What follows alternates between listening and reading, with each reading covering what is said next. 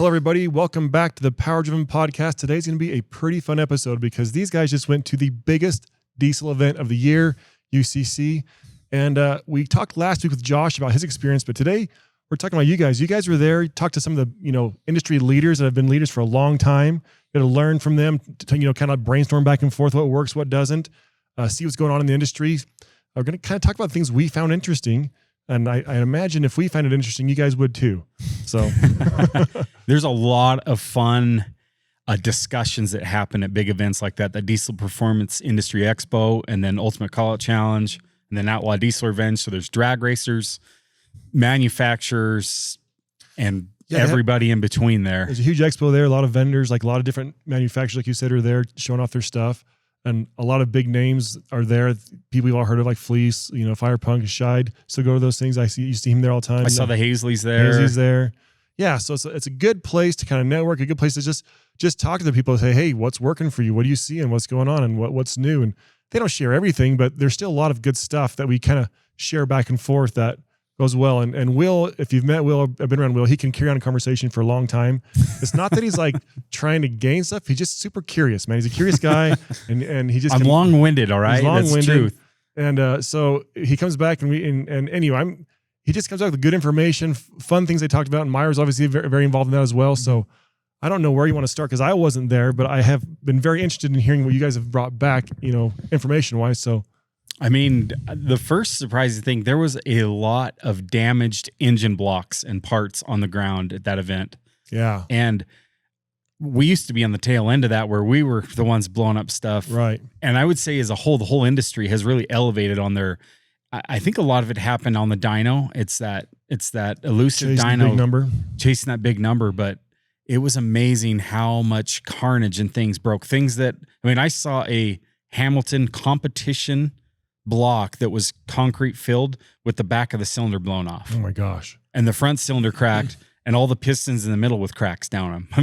When you're cracking the piston over the pin bore, you put some serious cylinder pressure in that thing. That's crazy pressure. And not to throw shade at Hamilton, that's a very stout block. I just recently machined one for you. There's a lot of iron in that thing. Yeah. But in that failure, I got to look at some stuff and talk to guys about timing and stuff. And one thing that became very evident at the event, the biggest takeaway I'd say, is when you're putting a lot of nitrous in the engine, you need to pull a lot of timing out of the engine if you want it to survive. A couple of weeks ago, we put a video out how we lost a bunch of power pulling fuel from from your truck, your race truck, and we were measuring AFR and kind of going over that. And we played with nitrous. We picked up a lot of power, but we never played with timing. We kind of ran out of time in that video. We just played with nitrous and we never really addressed the timing issue. And you used to crack a lot of blocks. You're like the block destroyer in chief here with cracked blocks. And after what I saw at that event, there's a high likelihood that I was running too much timing on my 12 valves when I had nitrous going in there. When you're trying to spray it, yeah. When I was trying to spray it. And I wasn't spraying a lot, not like these guys that were spraying 3 kits. I was spraying 1 kit with relatively small compared to what they're doing, 200 horsepower gain, but it does accelerate the burn and you need less timing.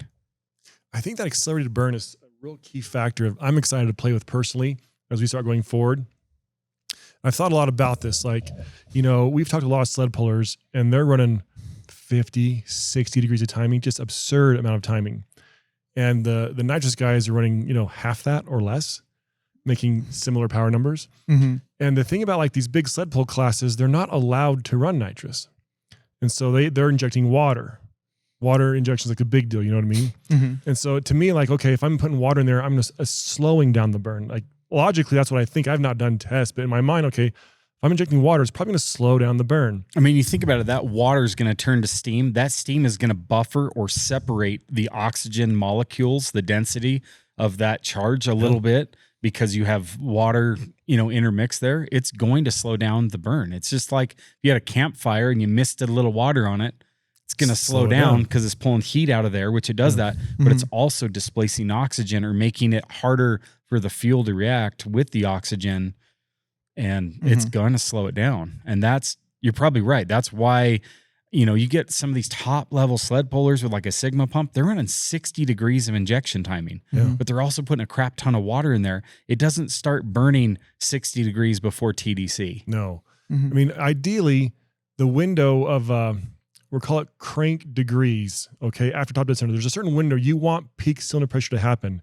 It's never before top dead center. And so if the fuel's going to burn super slow because of water in it, you may have to give it that much time. I mean, you guys are pulling 6,000 RPM. That's a pretty short time window, but they need it for that fuel to burn. Now flip the script. Same story. What do you do with nitrous in? What's going to happen? You need way less timing. I mean, you talked about what we learned. I think it's crazy how little fuel it takes to make that 3K number. Yeah. I mean, like, I would never have guessed. Like, if you had asked me, like, the injectors on my race truck, they're not big. They're like 350% overs or so. They are dang near close to what Josh ran. Yeah. And so what hurts you isn't really the lack of fuel. What hurts you is the lack of fuel at that 6,000 RPM. Like, you have to inject for such a long window. But I mean, I think just mathematically, when I'm making fuel only, 1,800 whatever horsepower, I'm injecting dang near the same amount of fuel. Like, it's just, and because you are running that little fuel and you're just using nitrous the back half, to get that power up, it's just running so lean, it burns so fast. Yes. And so if you're injecting that fuel too early with the nitrous comes in with the air, it's in the cylinder. And so if you inject it too early, then you're going to see peak cylinder pressure before top dead center. It's going to be done burning while the piston's going up, which is going to to not necessarily going to be done burning, but it's definitely going to be, because you're generally always injecting over top dead center. So there'll be fuel after top dead center that goes in. It can't burn too soon. It's common real problems. It can start, yeah, whatever. But it can start burning too soon and start peaking cylinder pressure. And when you're trying to make the most amount of power for a certain amount of fuel or with a certain turbo setup, you might have a little bit of burn happening before top dead center, and you could probably get away with it.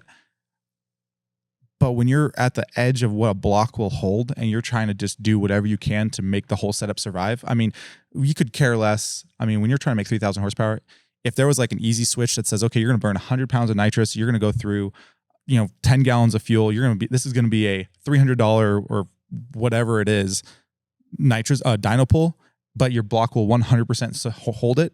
Every single person would hit the easy switch. Great. Like, that would be like a no-brainer, but we don't have that easy switch. At least we're trying to figure it out, I guess. So talking about fuel quantity a little bit, I don't know how much information I should share about these other guys, but in rough numbers, they're all in milligrams, but like in a mm cubed, which translates directly to like cc's of a P pump as well, because P pumps are in 1,000 strokes. But they're right in that mid 700 range on these 3,000 horsepower. That's 12 millimeter P pump can flow 700 if it's really aggressive. Turned up. Yeah. So it's like, and when we're flowing a P pump like that, we're not flowing it at 6,000 RPM. We're not flowing it with the whatever environment that the actual engine's running at. So maybe it's a little lower. Maybe a 215 pump that runs at 700 is actually injecting 550 or whatever it is. At that big still, RPM. You are right there on trucks that, like our 215 pump, which people run at 1,000 horsepower. It's just crazy. I believe with what we're learning, I think 2,000 horsepower is achievable with a 215 pump. 3,000, I don't know about that, but I think 2,000 is like in play now. And I would never have thought that. I mean, I want to try spraying my truck there now. I mean, that's at, I think my best number is like mid 1,600 with one kit of nitrous. I think 2 more kits on there. Oh yeah, because that's like a baby kit, and we picked up a lot of power with just not nearly enough nitrous. So yeah, I believe you. I think it's going to go there, which is crazy. And that kind of leads into another thing that, I mean, I guess I've known it for a while, but it is just in the last couple month or so, like it's really kind of been proven to me.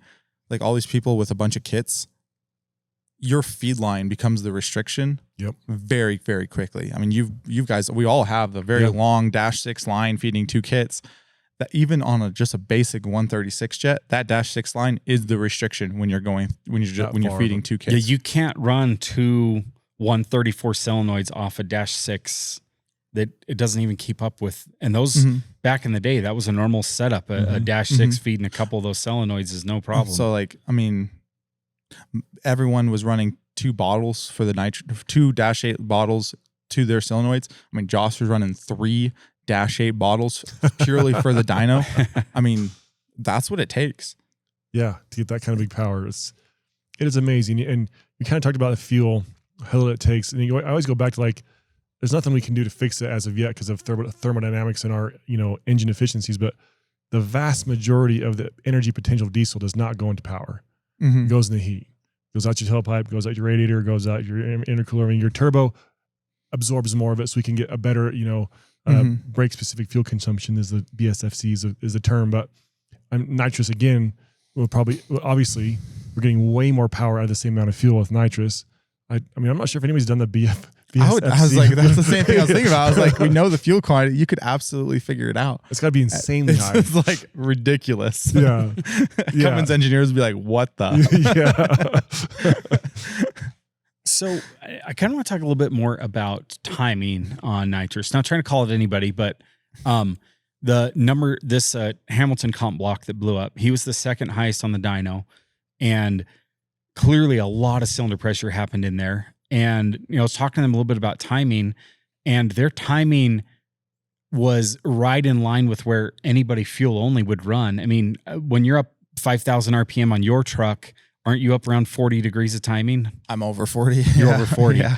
So, I mean, very reasonable number. Very reasonable number, even on a common rail to be up over 40. On Josh's truck, I don't know if I can tell the exact number, but he's less than 30 degrees at 5,000 RPM. And it's like... And he made the power.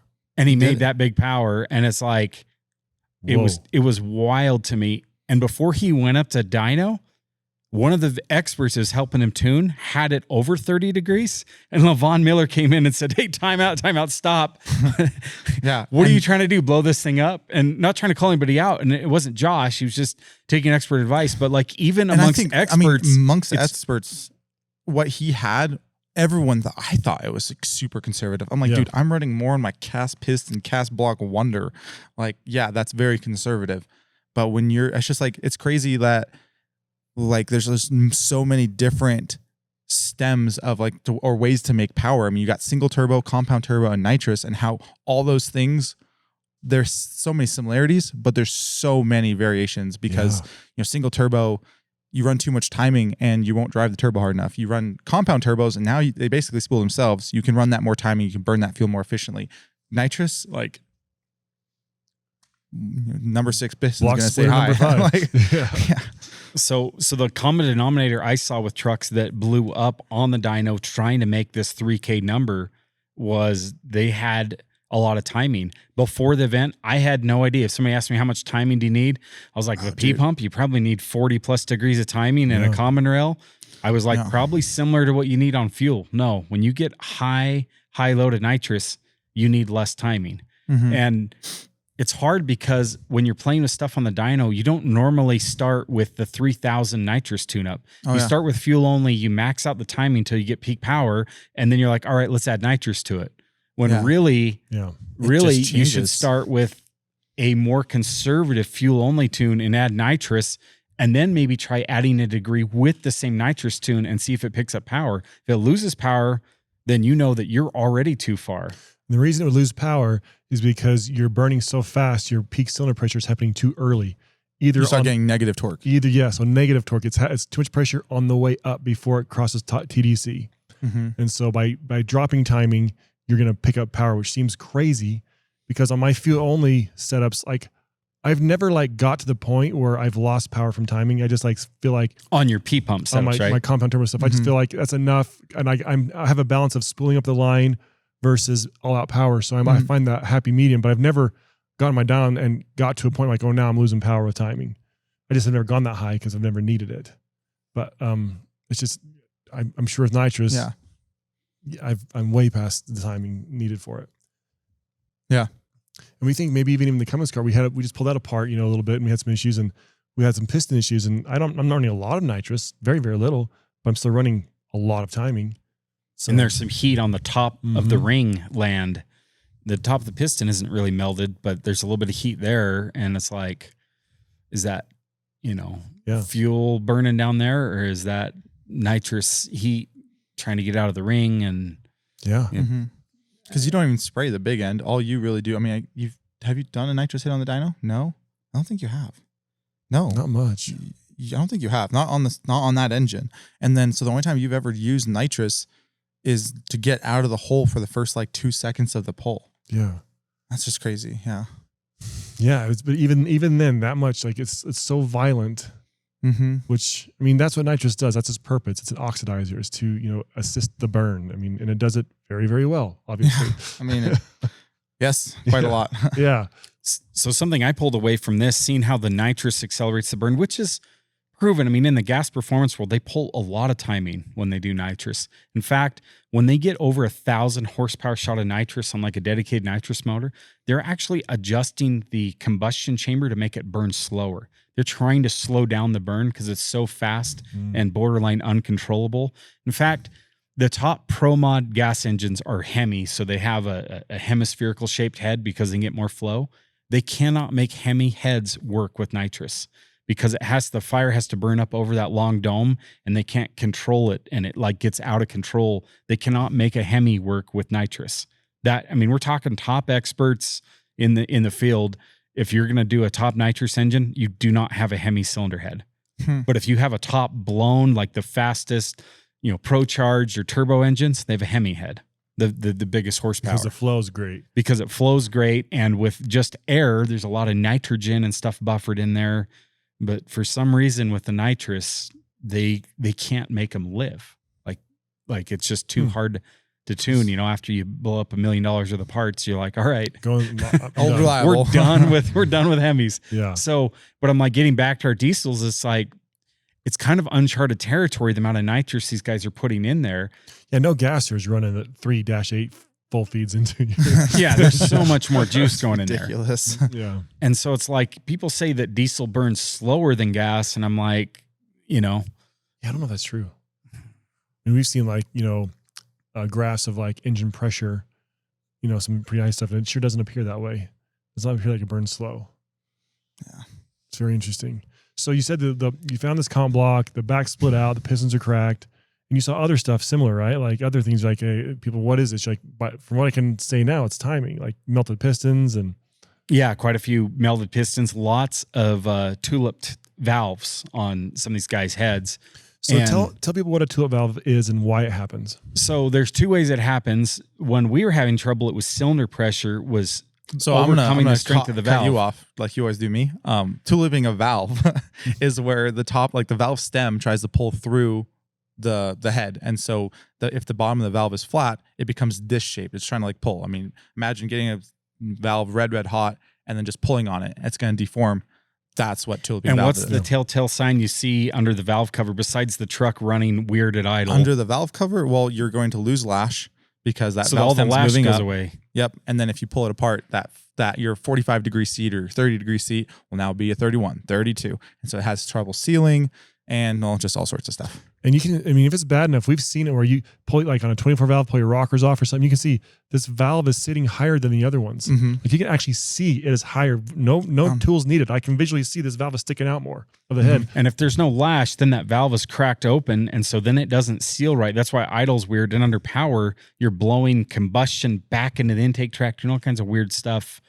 And then you're not getting oil in your camshaft and it eats a tappet and you have problems and you've been there. So explain that, the oil and the tappet. I mean, I know why, but listeners. So yeah, your camshaft is just oiled by splash oil. There's no like oil or pressurized oil between your flat tappet and your camshaft. And so it's dependent on splash oil getting there. And so when you are engine spinning, you have lash, it actually has a little bit of a. I mean, yeah, if you got 10 thousandths of lash, regardless, then you have your rocker ratio, all that stuff.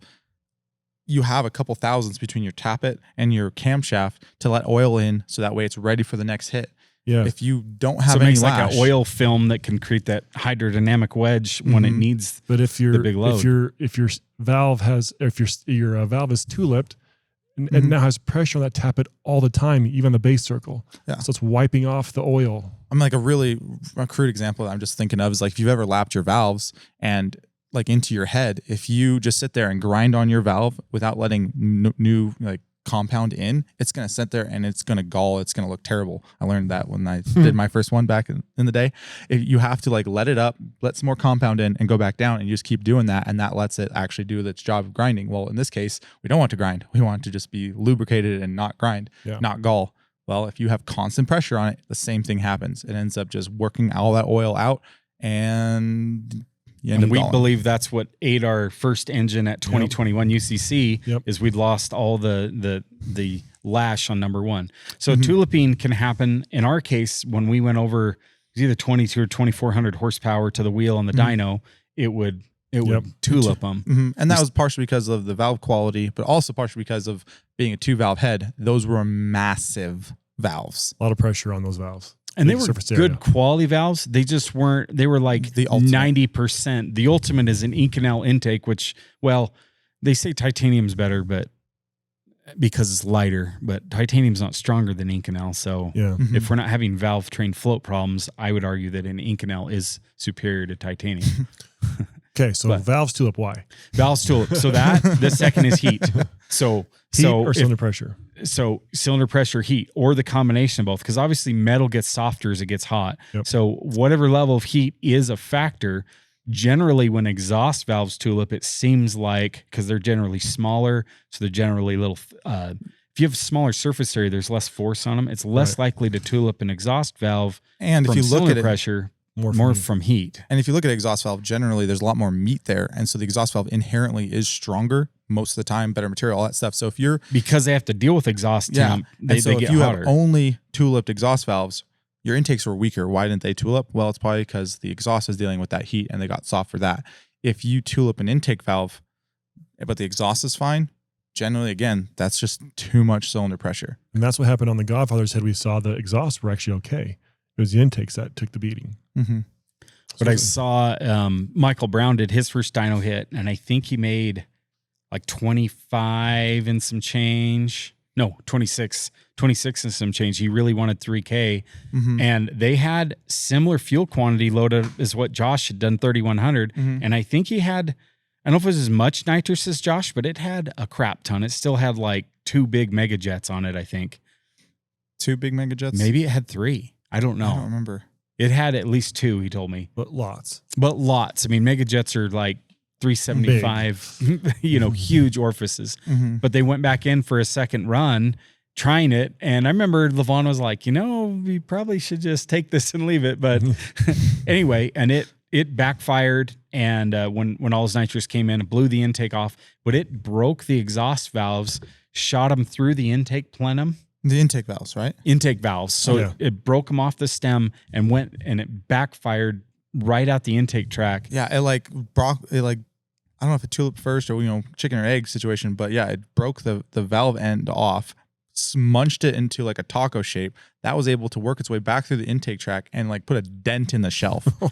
And it's like 1/4-inch aluminum. It almost came out. But I saw that and I was like, it's like ridiculous. Now I know Levon was helping him tuning, so I don't think that was an excessive timing. And so my other thought is either the nitrous might have been a little, and they were trying to get a big number. They knew they were like flirting with it. So either the nitrous was too aggressive, or maybe the valves were a little tulipped from that first 2600 run and they weren't sealing well. And maybe it affected the way that burn happened. Maybe it maybe it made it misfire a little bit and then it backfired. I don't know exactly, but it was violent. It was spectacular. Gosh, that's crazy. Cause like when it blew up, like if you watch any of the videos, like there's a poster that's like zip tied to the fence next to the dyno, and everyone just there saw the intake pipe shoot at the fence and then the poster disappeared. And we're like, oh, somehow like those two were related. No, they weren't. Like if you watch like frame by frame, the poster disappeared purely from the air blast.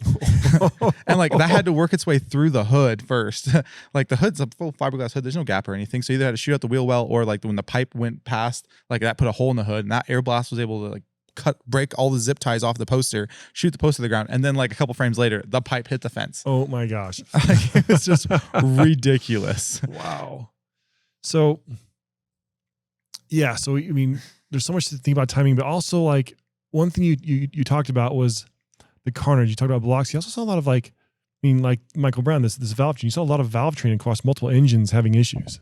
And so a lot of these guys were fighting. I mean, I'm not going to call it a manufacturer, but they all run a similar manufacturer that's very, very expensive and very popular. And these guys were having bent valves and stuff, but I noticed some of them, they had signs where it looked like their bridges had been floating because the way the top of the valves were beat up, kind of at an angle. And I think that, and I don't know if it's the dynamics of a two-lipping valve or whatever, I think they need more spring pressure in some of these things. And I don't know if they're getting away with it or if now there's a big enough sample size of trucks running that they're learning. But it was amazing to me, the spring pressure, because we were playing with, I mean, on your truck, we had some floating valve issues with stock valves, which are lightweight. You know, they're 1.29 inches. These guys all had like 1.5 inch intake valves. So they're big, heavier stem, big, heavy valve. And they were running the same spring pressure that we run on like our 4.5K spring. Street conical. Yeah. About 100 pounds on the seat and about, like 210 if open dude pressure. wants to make 600 horse, like, hey, here's some springs for you. Yeah. Wouldn't be the recommended spring for 3,000 horsepower.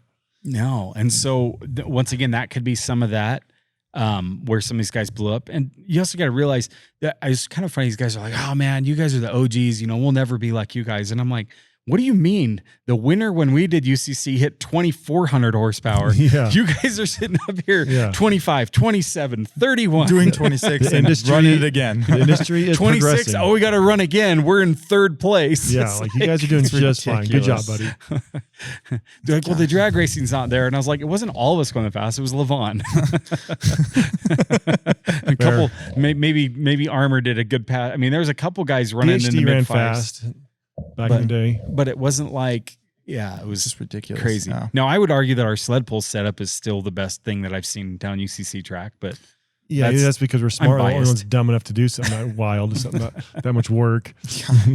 Still nightmares about that. It was awesome. 6-cut tires, though. Yeah, I mean, we're the only people have ever, as far as I know, has anybody else done that yet? I mean, why would you? There's no class that allows it. So it was fun because we could do it in this event, but no one would ever repeat it because you couldn't compete with it anywhere. But back to the cylinder heads, I got a really close look at a lot of these. The other thing that I feel like our industry is behind on with the big nitrous right now is you get a big nitrous gas cylinder head. The exhaust outlets are like 3-inch diameter. We're talking each header pipe is 3-inch, and they're making 2,000 horse. Wow. Why do they have a 3-inch outlet? Because it made more power than the 2.75. And why did they go above that? Because it made more power than the 2.5 outlet. And so they've been finding bigger exhaust. And normally, like fuel only stuff, they say like 90% of it is your intake, your exhaust will find its way out. But when you start throwing insane nitrous at it, you're just trying to get the exhaust out of the motor at that point. And so then we're left to balancing because some people have found if they do like a great big like tubular manifold, they lose some power. And I don't know if it's heat energy or if they're letting the exhaust expand. So fuel only, big exhaust isn't necessarily the best for turbos because the turbo needs that energy source. But when you have all that nitrous going in there, you don't need 99% efficiency out of your turbos. You need to get rid of those pumping losses. And so I think future development is going to come in the exhaust systems. I checked a few of these guys' heads, talked to some guys that had some flow numbers on them, and they don't flow enough on the exhaust side. Like their intake side's pretty good. Their exhaust side, I can make a stock valve flow more than some of these big expensive heads. I mean, any one I've actually tested, I have more on a stock exhaust valve. So I know that there's room there for improvement with I don't even know why you put a big valve in there if it's not going to pick up the flow. But because if you go up in valve size, you need a lot more flow to even just to be back to where your stock valve was because of this. Yeah, coefficient of discharge. You use that word a lot. What does that even mean? That's basically a ratio of how under an ideal orifice with Bernoulli's principle can flow like 142 CFM per square inch of area and so coefficient of discharge is how close are you to that ideal ratio. Okay. So 100% means you're there, which nothing is there, but a good valve is in that 90% range. And some of these guys with their big valves are like 70% efficient. So what that means is the velocity through the port is lower, and port speed is generally the most important factor in that whole system. Like you need velocity, especially in the intake, because that kind of gives you what they call the inertial supercharging effect. Right. On the exhaust, there's different lines of thought there because the exhaust is supersonic.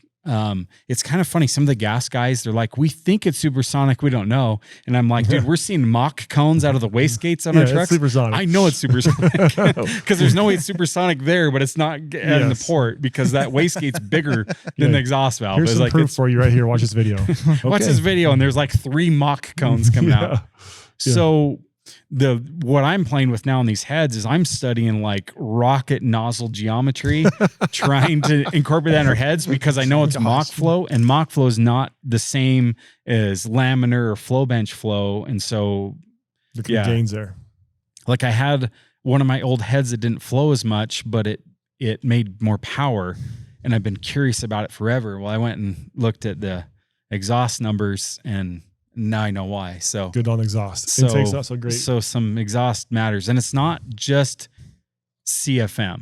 Like, we need a quiet exhaust port because if it's turbulent, that does not the Mach flow. So you can make a big CFM number, and it's still kind of a noisy port, meaning the air is biasing and stuff. We need a quiet port. So our latest heads got really quiet, and I'm like, yeah. Nice. That's crazy. Just how much that goes into a freaking cylinder head port. And that's what's crazy about making any like big numbers. I mean, everything has to work. And when you're talking about everything, you're not just talking about the head. You're talking about the valves, the valve springs, the exhaust port, the intake port, the intake valve job, the exhaust valve job. There's just manifold. So many levels to one simple thing. And you haven't even talked about the rest of the engine. Yeah, because there's a whole debate on valve relief versus not valve relief. That's a whole big debate right now. Like, because there's a combustion efficiency advantage they're finding with lower valve release. If you let that engineered bowl work the way it was engineered, it burns the fuel more efficiently, and so you're negating the burn efficiency with valve reliefs in order to get more air in the engine with camshaft technology, hoping for better burn efficiency. And so somewhere between no cam and a big cam is the right answer. And it probably depends on your power. I even remember watching like a video that Wagler put out maybe a year ago or so where they could not keep rings alive. I think it's in Ben Shaddy's Corvette. And now that's obviously been sold. It's Wade Minter's now, but yeah. And so they were going through them. And so he went back to the standard bowl, and he actually made the pockets in the valve. Like he resets the valve so deep. It's like, it looks like a little, 4-leaf clover almost in that, where it's really deep dish valves to resets the valve so you could have the cam in there. So, I mean, he's a big believer, and they said they were able to keep rings alive for that. So all the fuel's in the bowl. It's not hitting the rings. Not hitting the rings, which, I mean. And so that was a strategy for reliability, but maybe arguably he might have found power there or lost power. I don't know. Yeah. But it was just a quick internet video, but it was very interesting to see that and the results they had. So, yeah, very, very interesting stuff. So you talked about the valve springs. Like even Josh had valve damages, right? Like, yeah, after his sled pull, he had a couple retainers starting to pull through. And generally when you talk to valve train manufacturers that actually develop valve train, that's either from something going into coil bind because it's has too much lift, which that isn't the case. He didn't have issues the whole weekend. Right. It's float. Yeah. And so when he's going down the pull track extended, and it could be as dumb as maybe his guides didn't have enough clearance on his head and they were sticking a little bit. I mean, it could be as dumb as that. I don't know. Just because like when the valve is opened when the cam lobe pushes the tappet, pushes the push rod and gently opens, they have like a ramp in rate and a ramp out rate where it's like gently, I mean, as gentle as you can be at 6,000 RPM, but they're gently opening the valve and closing the valve. When the valve goes into valve float, where ultimately the rocker or the tappet is no longer touching the cam, that means that it's just full hogging traveling back up into the closed state until it smacks. Yeah. And it might not be all the way closed, and the rocker arm comes down and hits it again, and it kind of hammers the valve stem through. And that sudden hammers the retainers instead of through. Slowly ramping to a closed state, or it's like kind of nonchalant, it now just goes from full speed, whatever that valve's traveling at, to stopped or changing directions if the rocker's trying to open it again. And well, yeah, what you get there is a lot of jarring action, hammering action that just hurts a lot of things. And you can actually see that on the tops of your valves. Like it's very apparent. Like when it's smacking. Yeah. It's not like a mushroom. Like it gets wider, but it almost looks like it's a rough It's not smooth. Like it looks like, I mean, you've been beating it with a hammer is what it looks like. You can look at the top of your valves and see valve flow very, very easily. So that, I mean, you're bringing up something else I learned. I was talking with Chase Fleece about these billet blocks that Fleece has, or Freedom Racing Engines, I guess is the official manufacturer of that, even though it's all Fleece. But he said that guys are having some trouble with some of their billet blocks, and it's not just them or Wagler, it's like all of them. But he says there's a whole learning curve. Like guys used to setting their lash at 10 and 20 cold. And he said on a billet block, because it grows, they're throwing bridges off when they're racing down the track at 6,000. And he said finally, he said he finally warmed up an engine on the engine dyno and went in and checked, and the lash was like way loose when it got hot. So he says he's setting them cold more like 2,000s. Just enough to get like just through. Barely, because the way it's all growing, it's actually gaining lash with heat, where in an iron block, it usually loses a little bit of lash.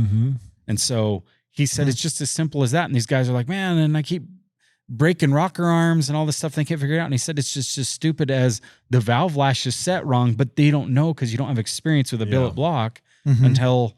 So there's like a whole learning curve with the whole industry's evolving quickly, because billet blocks are going to become more common. Yeah. There's a lot of manufacturers now of the power them. Potential, the weight savings, like they're amazing. But at the same time, they're expensive. You don't want to be breaking, throwing bridges off. And I mean, and part of why we're slow to billet blocks in our whole industry is the iron blocks are so capable. Yeah. I mean, you go get a old gas or trash big block, and like you're lucky if it can make 1,000 horsepower before the block breaks. 1,000 horsepower. I mean, that's like factory rods on some of these vehicles, you know? I mean, 1,000's easy to make. We're talking engine power, not wheel. Yeah, the reality is most people's needs are met before a billet block is needed. And so it's very, like you say, very uncommon because the factory stuff is so capable. That's very interesting. One thing that's fun, like you talked about, you know, your discussions with Fleece and the stuff they're learning is like in the industry, when you go to places like this or anywhere we meet people, it's like people are still figuring crap out and having fun. Like he's still curious. Like we've been this a long time. We're still curious. We're still super excited. We figure out something new. Oh yeah. So does everybody. That's like my favorite part of UCC is just the BSing with people. I mean, we're a special breed of dumb, but when you go to UCC, all the special breeds of dumb are like congregated there. it's great. And so you get to just BS with everyone and just hear all the dumb, crazy ideas, things they've tried. Like, Yeah, and so even when we went to like an NHRDA event, we had a similar experience. It's a smaller scale, but that's why I just tell people, man, go to events. Like you're gonna have a good time if you're open to talking with people. You're gonna learn something. You're gonna have a fun time. You're gonna share some fun stories. It's totally worth your time. And like that's another thing too. Is like, I mean, I'm gonna say back in the day, like especially before I worked for Power Driven, I was always a little nervous. Like, I mean, how are you gonna just walk up to this people in the shop or whatever, shop owners, and ask them questions? They don't want to bother with me. They don't want to waste my time I don't want to waste their time. We've spent hours and hours learning and playing. We're excited to talk about the things we've learned. Like everyone at home is tired of listening about this. It's like we got a whole new batch of people to tell us to. It's awesome. Yeah, my wife does not. I don't talk to her about stuff. I mean, she's like, honey, I found 5 more CFM on the flow bench, and she's like, "What's a flow bench again?" I don't care. Honestly, if my wife's having a hard time sleeping, I'll just start talking about turbos and diesels. She'll be out like a light. Boom, done. It works great. Yeah. It's better than cold medicine. So yeah, I mean, it's very cool. I mean, the timing stuff is very interesting. I really liked, you talked specifically, Meyer, about like you had 3 different groups of thought there. You had the single turbo versus the compounds, and like you've tuned yours and you've figured this stuff out. Well, Levon is really having big nitrous singles. He's figured this kind of stuff out. Other tuners, maybe just single for the sled pull guys. They figured out this stuff out. Like talk about like kind of the different strategies you're seeing over there. Timing's, I mean, I feel like we mostly covered it, but it's like, I mean, it kind of goes into very rough basics. Is the lower the timing, the more exhaust energy there is in the exhaust. If you're trying to make a fuel only number, the lower the timing, the more exhaust energy you have, the better the harder it will drive a turbo. And so if you have a single turbo, you're expecting that one turbo to do all this work. Yeah. And so you have to drive it. If you try to run, like talking about timing splits, so if you try to run 100% timing split, which means 100% of it is going in before top dead center, that might work really well on a compound turbo truck because you're able to utilize the exhaust energy twice. But on a single turbo, you're not driving that turbo hard enough to really either get the max out of it, or in the case of like a big single, you're never going to spool it. Yeah. It's crazy to me. Like I was talking to John Sherrado a couple days ago, and he was talking about some of his old UCC stuff, and he, with a 13 mil pump on his 7.1 or whatever 24 valve, he made 1,800 horse fuel only on a Garrett GT55. And I'm like, dude, I was struggling to hit 1,100. So I'm like, there's definitely, and a lot of that is because of just the awesome air. I mean, that was back when UCC was early on in like early May.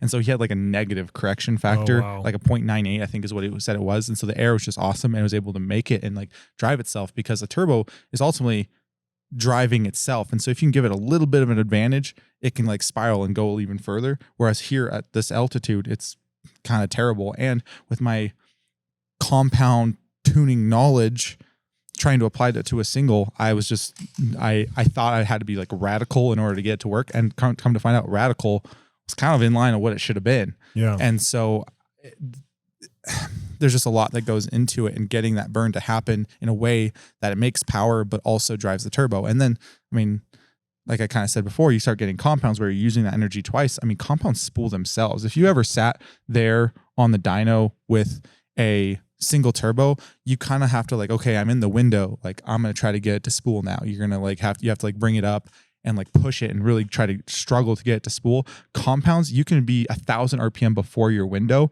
and it's like trying to come up. Like my truck will like sit there and surge a little bit, because it's like, it's so happy, and like you give it a little bit more fuel and it's making full power with that fuel, and it starts like surging a little bit, just because it, like my setup that wants to make peak power at 4,200 RPM at 2,000, it's like, okay, we can go now. You're good. And I'm like, no, my block will be pissed if I try to do this right now.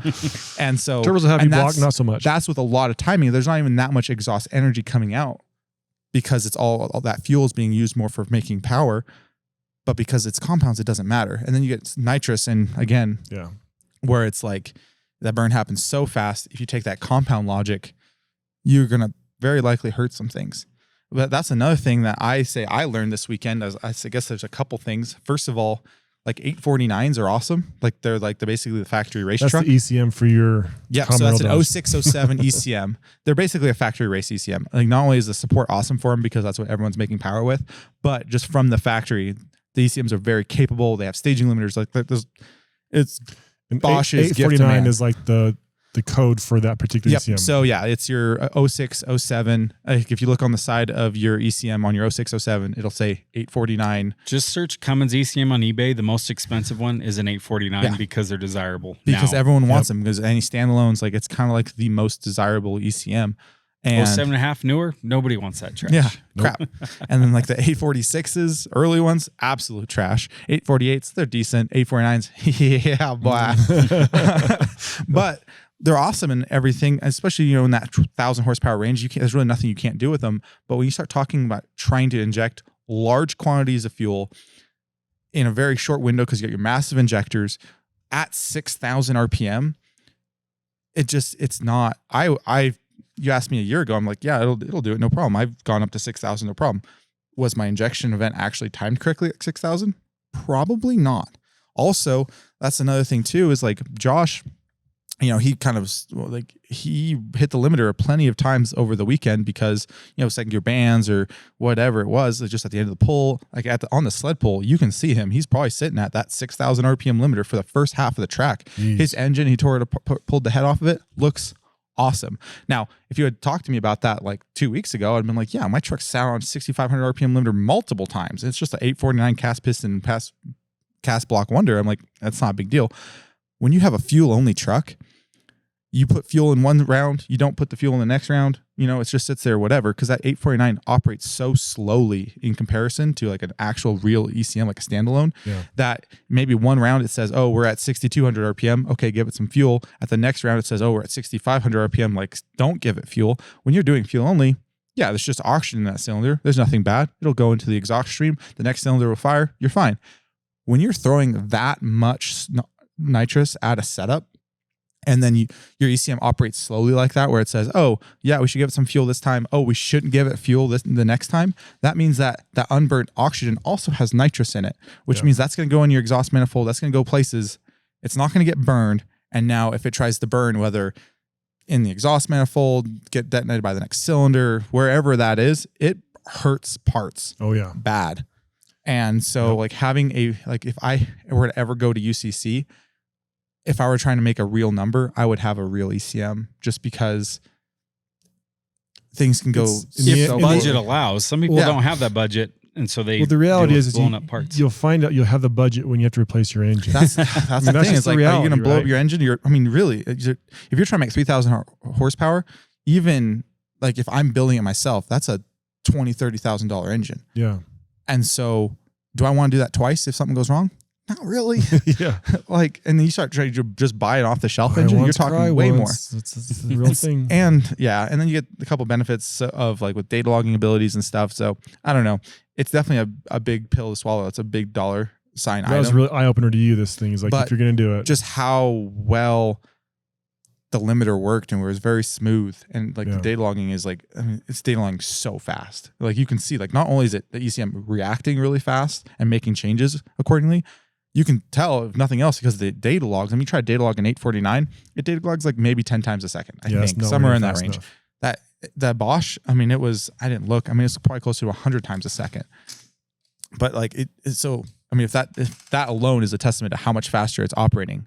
Because I mean, there's two levels of that. I'm sure that the chip inside it is probably a more capable chip, but that 849 has a bunch of, I mean, it's trying to charge an alternator. It's trying to, it's trying to run a bunch of self-tests to make sure that it's not supposed to be throwing a code for a vehicle speed sensor, a battery temperature sensor. I mean, just like you can think about all the stuff it's trying to do, like in a factory truck, it's still trying to do it on a standalone. Yeah. We're just telling it like, okay, I know you see a lot of issues, just like, don't care about them though. Yeah. And so that's one thing. And I'll say the other thing that I really picked up from this UCC is on the dyno, if you're making power, everyone's slipping something. Yes. We'll say the same thing. Like just if you sit there and listen to different dyno pulls, and I'm not even looking at their late data logs, you just listen to the dyno pull, everyone's slipping something. And I'm like, there's definitely like, I mean, I remember like back in the UCC days for us, like we played a lot with slipping stuff. And I tell people this all the time, but when you slip a transmission for the 3/4 or whatever it is that's slipping, you slip it for 3/4 of a second doing a nitrous pull on a common rail, it'll probably survive. You slip that same thing for the 5 seconds that we were under power with, triple turbos, getting them all spooled up and going. Like whatever was slipping it's gone. It's done. And so it's very obvious. This like not only is it very obvious, but it's also very detrimental. Like you can't make the number that you wanted to make when it's just sitting there slipping so bad. So for us, the duration of power was telling where we could see what was slipping in the trans or see it on logs easier. And where a lot of these common rail guys, it's such a short blip that maybe the data logger doesn't catch it. And like we were in the ballpark, but we weren't really close. I mean, on our dyno, we hit like 2,800, but we got a little bit of correction factor here. So realistically, actual power to the dyno roller was less than that. And these guys are doing, 3,000 uncorrected at UCC. They're pushing it even further. I'm like, we had to do a bunch of stuff to get our stuff to hold back then.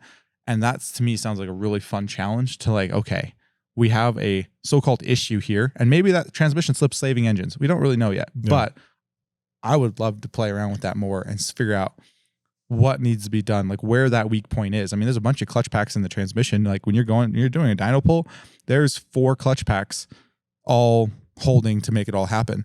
Which one is the problem? And what can we do? I mean, every data log I saw or dyno RPM, because they're very careful on all these. They lock the RPM into the engine RPM and all these. Every single truck I saw that had a data log, their engine RPM was substantially higher than the dyno. Higher. And it also was followed up with, if you watch the video, you hear because it's got a slip in there.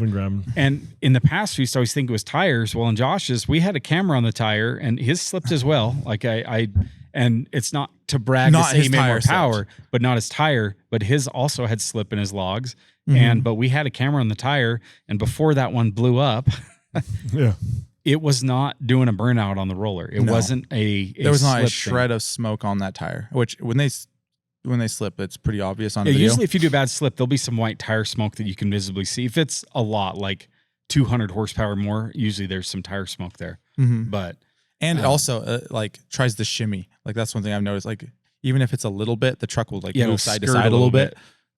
And his was solid. So I don't think he had any tire slippage there, but there was definitely something. And it's like, what is it?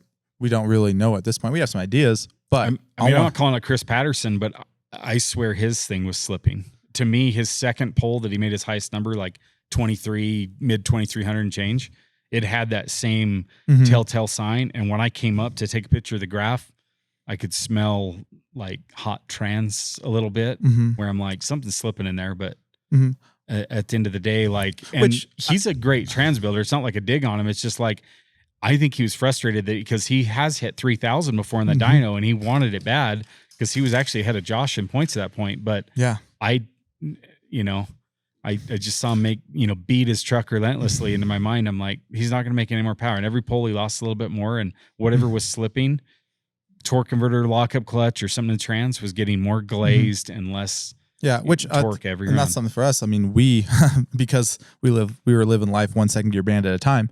We had a fresh transmission in it for the dyno, and we specifically put that transmission in for the dyno because we knew that just with a couple different factors, that transmission would hold more power than the other one just because the way it was built. It hasn't had a drag race slip. Not at just all. that, but also it had some small. It was built slightly differently, and that little bit might have been the difference. Third gear, a couple things like that. Yeah, some stuff like that. And it had a little more line pressure and stuff too. And so we knew like our transmission was solid and safe. Like that was the first time that transmission had ever held power and it was slipping. I mean, I think Chris had great transmission luck on drag racing. He had no. So he was running the same transmission, and so that's pretty impressive. So I mean, if he did that, he probably had.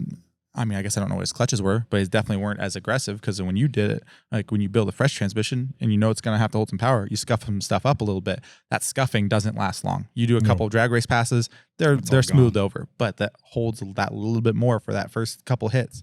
And so, I mean, if nothing else, he didn't have that, regardless of what all that stuff. But it's just crazy to me that that power level is so new still, and so few people have done it. There is definitely some rooms for improvement in other things, not just on the engine side and tuning side, but also on the transmission side. What's wild about the transmission is back when Ziegler, he's the current record holder, I think he was like 33 and some change, mid 3,300. He had that $25,000 Rossler Turbo 400 with a lockup, Neil Chance converter, all that stuff. They measured, I think Levon said 19 or 20% slip on that dyno pole of his. Wow. In the drivetrain. And I'm like, and with full data logger setup. And so it's like, even the baddest of the bad that's designed for 5,000 horsepower Hemi, when they're bringing in that nitrous so violent like that, there's more slip happening than people would think. I mean, and how much is, and like, that's what we've said it multiple times. Like when you're having to drag race and you're grabbing gears under power, that's like the most load that transmission could be under. A dyno really doesn't push it. When you're making that kind of horsepower, it really does. Yeah. And it pushes it a lot. Yeah. Yes, and then it makes me go back to the drag strip. How much are these guys losing on the drag strip they don't know about? Like we know second gear definitely is a problem for, I mean, Josh obviously had a lot of problems with second gear, but it's just, I mean, we used to see that on your truck. Remember at UCC, we'd see the data log and the boost would shoot up when you grabbed third. And we're like, that's weird. That's the same fuel quantity. Why does boost go double almost or pick up another 30 PSI in third? And you're like, oh, it's because it's not slipping anymore. It's actually like loading the engine. Yeah. So, I mean, it's definitely... There's a lot of R&D. Let's talk about tires a little bit. I mean, everybody thought when Greg blew up, it was like some flex or whatever in tire. And Josh didn't try to blow up a tire. I promise you, didn't want to like put new bed sides on his truck and his brand new bed sides, destroy that Bogart wheel. But that drag radial came apart. I noticed he had sled pull weights in the back, so he had a lot of weight and strapped tight. But speed is what he thinks was his biggest factor, right? I mean, yes and no. I don't know. I mean, obviously it hit 208 mile an hour is what it calculated out to. I mean, I don't think the dyno roller really 100% agreed with that because there was a little bit of slippage. But I mean, even if it was a high 190 or something like that, that's a lot of mile an hour for that tire. But also, he also checked the dot code on it, and it was made in 2017. So that could have been possibly related as well. But I mean, that's a lot of power to be putting through a tire, and there's a lot of wrinkle on it. I mean, and maybe that's something that's saving other people. Like when we strap down the dyno, we strap the truck in a certain spot to try to get it to not slip. We're putting weights on the back. We're trying to get that tire to not slip. Well, part of that is it's going to if it holds, it's going to wrinkle really freaking hard. And it did. And when you watch that, like the video of the playback, frame by frame, it popped right where the wrinkle happened. Like right where like the wrinkle in the tire happened, it just blew right there as where it started. Right there in front of the roller, kind of where you'd expect. And so if it's a mile an hour, I feel like that would be kind of more by chance of what part of the tire actually decided to come apart. But it happened right there at the pinch. So it might have been an old tire. It might have been just too much power for the tire. It might have just ripped it. Because you got to think a drag radial is meant for traction. They have a softer sidewall. They have a softer tread. I mean, they're designed to flex and give so that they can conform to the road and hook up. A drag radial is not a truck tire that's... Because a lot of people say speed. And if you look at a lot of tires with speed rating, that's the ability of the tire to dissipate heat. Is where they're really getting the speed rating, where if you go above that, it builds up heat faster than it can shed the heat, and it over temps the sidewall. I don't know in that short of a dyno pole if you're getting a heat issue. I mean, I've touched tires after a dyno, and they're warm, but not as warm as pulling off the highway and touching your tire when you fill up. My trailer tires especially get way hotter than anything I felt on a dyno. So I don't necessarily believe, obviously speed is centrifugal force, which is going to pull on the cords of the tires. And so that is a factor, but I don't think it's a heat related speed failure. I think it's more of a tire construction. Which the other, overpowered. And obviously everything's happening really fast, but the argument for the U would be it made peak horsepower and it flatlined for a while, and then it was starting to nose over, and that's when it blew. If it was purely a tire construction problem, it should have failed at peak torque, which was seconds before it actually failed. And so, I mean, it might have been everything working together, like that tire wrinkling that hard got it warm, and then that pushed it down to where it had 5% margin, and then it went to not negative 5% margin. Because peak torque is at peak horsepower on the graph. Peak torque to the tire. Peak torque to the tire. No, because horsepower is affected by RPM. And so since it was flatlined for a while, the peak torque would have been theoretically right before peak horsepower.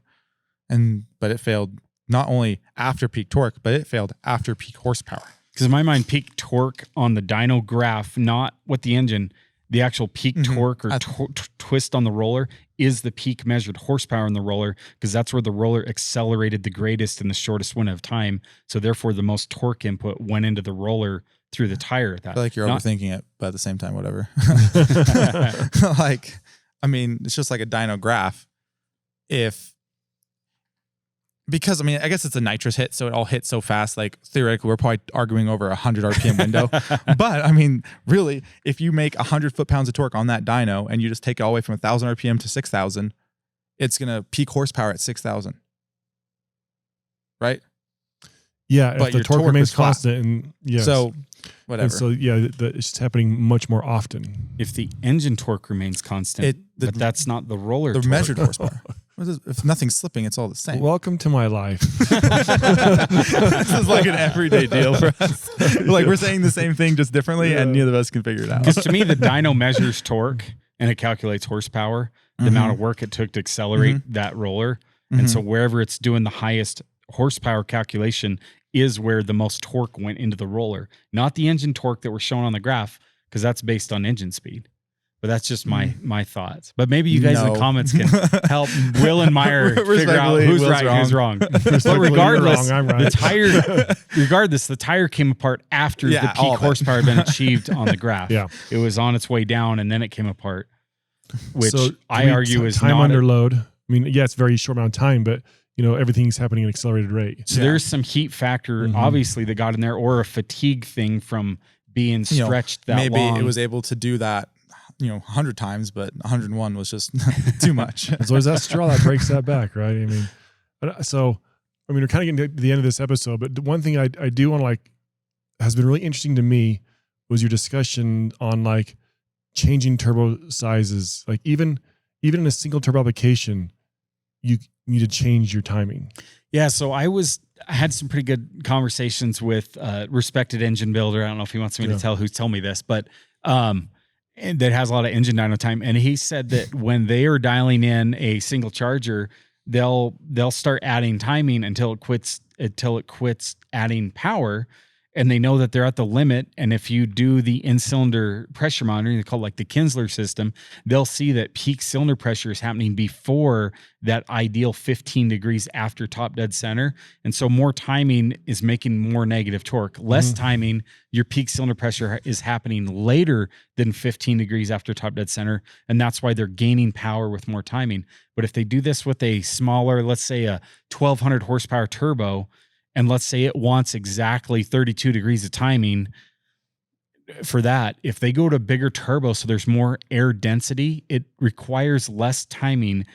It actually makes more power if they pull timing out of it. And if they tune in something perfect with a big turbo with a lot of airflow, if they go to a smaller turbo, it needs the timing requirements change just based on the air density going the cylinder, which is based on the turbo size. They're doing that. It's super interesting.